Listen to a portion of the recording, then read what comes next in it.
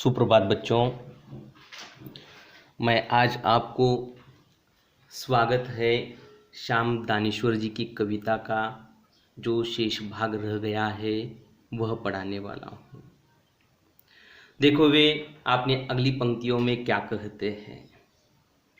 हे मेरे गिरमिटिया भाई, परमिट आपनी जिगर छाप थी, पर दासता पंख में जा गिरे थे। कितने युग लगे पंकज बनने में, मॉरिशस बनने में। देखो इस पावन भूमि पर वन बांधवों का सफल प्रणयन। यह तो तब था घास ही पत्थर पत्थर में प्राण हमने डाले। देखो इस देश को घूम घूम कर बिछड़े बंधुओं के लहू कणों का स्वागत है। कितनी सुंदर पंक्तियां लेखक ने लिखी है। देखो कवि ने इस पंक्ति के माध्यम से कवि किस प्रकार का संदेश देते हैं ये देखो। गिरमिटिया, गिरमिटिया किसे कहा जाता है? अब जहां पर देखा जाए तो अंग्रेज जमाने में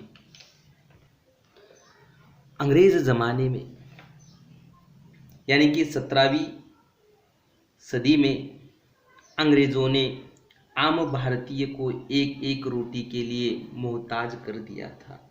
फिर उन्होंने गुलामी की शर्त पर लोगों को विदेश भेजना शुरू किया। इन मजदूरों को गिरमिटिया कहा जाता है ना। इन्हें क्या कहा जाता है? गिरमिटिया कहा जाता है। अब ये भी जानकारी लेते हैं कि मॉरिशस कहाँ है। गिरमिटिया शब्द का अर्थ आपको मालूम हुआ किसे कहते हैं? गिरमिटिया भाई, जहाँ पर अंग्रेजों ने भारत पर कब्जा प्राप्त किया था और उसके बाद उन्होंने जो भारत में रहने वाले निवासी लोग थे उन्हें क्या है, मजदूरी करने के लिए कहाँ लेकर गए? मॉरिशस जैसे कई अन्य जगह पर लेकर गए और वहाँ उनको क्या कौन से नाम से जाना जाने लगा? गिरमिटिया। अब मॉरिशस कहाँ है? मॉरिशस हिंदी महासागर में स्थित अफ्रीका महाद्वीप का एक द्वीप देश है, जो भी जिनका कुल क्षेत्रफल 2040 है वर्ग या 2040 वर्ग किलोमीटर है। वही उनकी जनसंख्या करीब 13 लाख है। मॉरिशस राजधानी पोर्ट लुई है। कौन है? मॉरिशस की राजधानी पोर्ट लुई है। अब इस देश की सबसे ज़्यादा आबादी भारत देश की है, यानी कि 60% जो लोग हैं वहाँ पर कहाँ के रहते हैं? भारतीय रहते हैं। वहाँ की भाषा अंग्रेजी है और सबसे महत्वपूर्ण यह बात है कि भारतीय लोगों के लिए कि हम वहाँ पर जाने के लिए हमें कौन सी वीज़ा वगैरह नहीं लगता है और बहुत ही यह देश जो है विकसित देश है। वहाँ जाकर वे मजदूर गिरमिटिया भाई क्या करते थे? मजदूरों की संख्या कम होने के कारण वहाँ पर गन्ने की खेती जो है या फसल ज़्यादा होने के कारण गन्ना काटने के लिए क्या है, भारत में से अंग्रेज़ों ने मजदूर लेकर गए थे और वहाँ पर लोग क्या करते थे? गन्ने की कटाई करते क्या है या शुगर केन की कटाई करके लोग वहाँ पर ही रहने लगे बाद में और वहाँ के ही निवासी बन गए। और ऐसा भी कहा जाता है कि यह एक दूसरा भारत है, छोटा सा।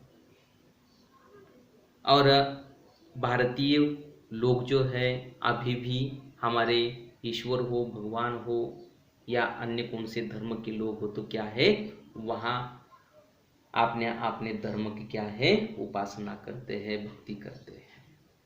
अब हे मेरे गिरमिटिया भाई, परमिट आपनी जिगर छाप थी, पर दासता पंख में जा गिरे थे। कितने युग लगे पंकज बनने में, मॉरिशस बनने में। देखो इस पावन भूमि पर वन बांधवों का सफल प्रणयन। यह तो तब था घास ही पत्थर, पत्थर में प्राण हमने डाले। देखो इस देश को घूम घूम कर बिछड़े बंधुओं के लहू कणों का स्वागत है। देखो कभी कहते हैं, हे मेरे गिरमिटिया भाई, हम दासता के पंखों में जाकर गुलामी का पूरा जीवन हमारे पूर्वज जी रहे थे। अब कितने युग लगे हमें पंकज से या पंख से पंकज बनने में। आज हम मॉरिशस बन गए हैं। आज हम पंकज की तरह सुशोभित हुए हैं। मॉरिशस का प्रदेश आज कितना सुशोभित है, जिसे हमने बनाने में योगदान दिया है। इसलिए कवि कहते हैं कि इस पत्थरों में हमने प्राण डाले हैं। मॉरिशस जैसा प्रदेश आज सुंदर है, जिसमें हमारे बंधुओं के लहू के कण शामिल है। आओ मेरे भारतवासियों, तुम्हारा स्वागत है। देखो क्या कह रहे हैं। जहां पर जो भी लोग थे भारतीय, उन्होंने क्या है, आपने लहू से, आपने कार्य से इस मॉरिशस को क्या है, अलग रूप दिया है। वे अगली पंक्तियों में क्या कहते हैं, देखो, हे मेरे भारत, नेपाल, श्रीलंका, फिजी, सुरीनाम, पाक, Guyana, south Africa, UK, USA, Canada, France, Réunion आदि के सहोदर बंधुओं, इस भूमि में तुम सभी की स्मृति अंकित है तल तक। कहते हैं स्वर्ग इसे हिंद महासागर का कल्पना है, या सत्य है प्रिय भाइयों। कल्पना भी हो तो स्वर्ग इसे तुम बना जाओ। स्वागत स्वागत स्वागत है। देखो कभी क्या कह रहे, देखो वे कहते हैं क्या कर रहे, देखो, हे मेरे भारत, नेपाल, श्रीलंका, फिजी, सुरीनाम, पाक, गयाना, साउथ अफ्रीका, यूके और कनाडा, फ्रांस, रेनियन आदि विविध देशों में रहने वाले सभी भाई, हम सबकी यादें अंकित है। हमारी यादें कभी मिट नहीं पाएगी। कभी कहते हैं हम इसे हिंद महासागर का स्वर्ग कहते हैं। प्रिय भाइयों, तुम कल्पना करो या जो भी हो, तुम एक बार यहाँ आओ, हम सब इसे एक बार और स्वर्ग बनाएंगे। आओ मेरे भारतवासियों, मैं तुम्हारा स्वागत करता हूँ। आप सभी का स्वागत स्वागत स्वागत है। देखो कितना सुंदर कवि ने वर्णन किया है। वे कह रहे हैं, जहां भी रहते हो, जिस कोने में भी रहते हो, एक बार इस पावन भूमि पर आओ और मैं आपका स्वागत करता हूं। ऐसे स्वर्ग जैसी जगह पर क्या है, हमें आना चाहिए। और यहाँ क्या है, हमारा एक छोटा सा भारत भी बना हुआ है। अब ये काल्पनिक दृष्टिकोण से देखा जाए तो, या हम स्वयं गए तो क्या है, ये बहुत ही सुंदर देश है, ऐसा सुना है। और मैं तो कहता हूँ कि वहाँ जाना हमारे लिए कठिन नहीं है, और भविष्य में हम चाहेंगे जाएंगे। अब ये कविता समाप्त हो चुकी है। प्रवासी भारतीय हिंदी साहित्य संग्रह से यह कविता ली गई है। कौन सी? स्वागत है, श्याम दानेश्वर जी की। अब स्वाध्याय हेतु जो प्रश्न दिए गए हैं उनकी तरफ बढ़ते हैं। अब कवि क्या कह रहे हैं, देखो, स्वागत है काव्य में दी गई सलाह। आकलन हेतु प्रश्न है, उत्तर क्या होगा इसका? देखिए, स्वागत है काव्य में दी गई सलाह। स्वागत है काव्य में जो भारतीय बंधुओं को अंग्रेजों ने या ब्रिटिश लोगों ने अपने काम करवाने के लिए जबरदस्ती उनके देशों में लेकर चले गए थे। हमारे भारतीय बंधुओं को कभी मॉरिशस की धरती पर आने के लिए कहते हैं। सारे भारतीय बंधुओं को एक साथ आने की सलाह देते हैं। इस मॉरिशस की भूमि को एक बार और स्वर्ग बनाने की सलाह करते हैं। देखो, वे भारतीय लोगों का स्वागत करते हैं क्योंकि यहाँ पर आने के लिए वे क्या कर रहे हैं और सभी को आने के लिए प्रेरित कर रहे हैं, क्योंकि यहाँ पर क्या है, हमारा एक छोटा सा भारत बन गया है और यह हमारे लिए गर्व की बात है। ऐसा किसका कहना है? कवि का कहना है। अब ये भारतीय वासियों के लिए दी गई सलाह है।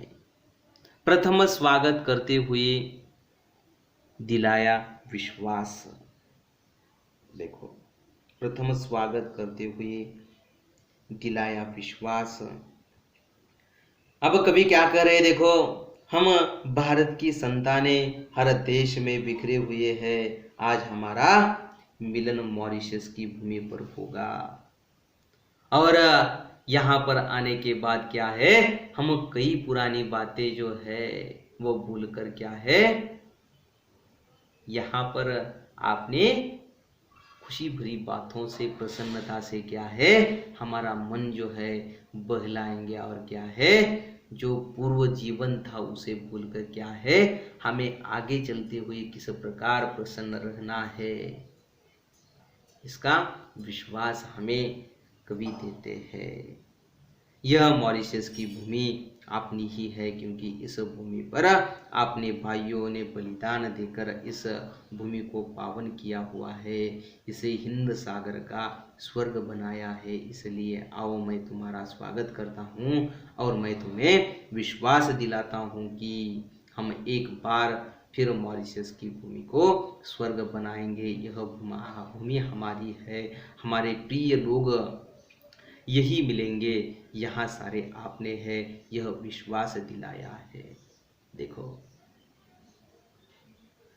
ये जो है उत्तर लिखिए, मारिच से बना शब्द। मारिच से बना शब्द, देखो, मारिच से बना शब्द। मारिच कौन था? एक भयानक राक्षस था जो कि प्रभु रामचंद्र जी की पत्नी सीता को हरण करने के लिए वह उसने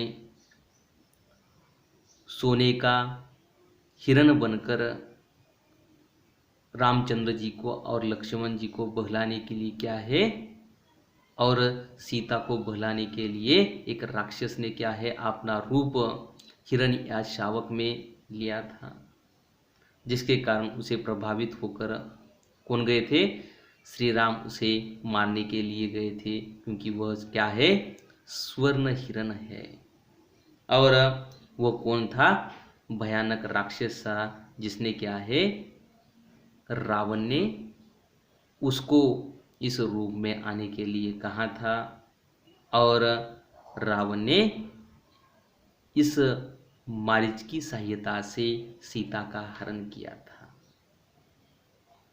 और इस प्रकार मारिच से मॉरिशस यानी कि इस राक्षसी जगह को, यानी कि जहां अंग्रेजों ने कब्जा किया था उस जगह को क्या है, आज मारिच से मॉरिशस बनाया है। अपने शब्दों में भी उत्तर लिख सकते हैं, इस प्रकार भी लिखा तो मैं तो कहता हूं कि बहुत ही बेहतर होगा। ठीक है, यह तो तब था, घास ही पत्थर पत्थर में प्राण हमने डाले। काव्य सौंदर्य लिखिए। देखो, यह तो तब था, घास ही पत्थर पत्थर में प्राण हमने डाले। उपर्युक्त पंक्तियों द्वारा किस प्रकार कवि ने वर्णन किया है। कवि कहते हैं कि मॉरिशस जैसा प्रदेश आज इतना सुशोभित है, सुंदर है, जिसे हमने बनाने में योगदान दिया है। इसलिए कवि ने कहा है कि पत्थर में प्राण हमने डाले हैं, इस मॉरिशस को सुंदर बनाने में हमारा योगदान है। हमने इस मॉरिशस को सुंदर बनाया है।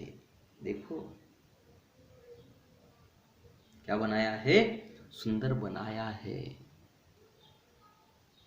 स्वागत है कविता में डर का भाव व्यक्त करने वाले पंक्तियां ढूंढकर अर्थ लिखिए। ये आपको उत्तर लिखना है। अभिव्यक्ति हेतु जो प्रश्न दिए गए हैं, या मैं आपका उत्तर बता देता हूँ। स्वागत है कविता में डर का भाव व्यक्त करने वाली पंक्तियां ढूंढकर अर्थ लिखिए। देखो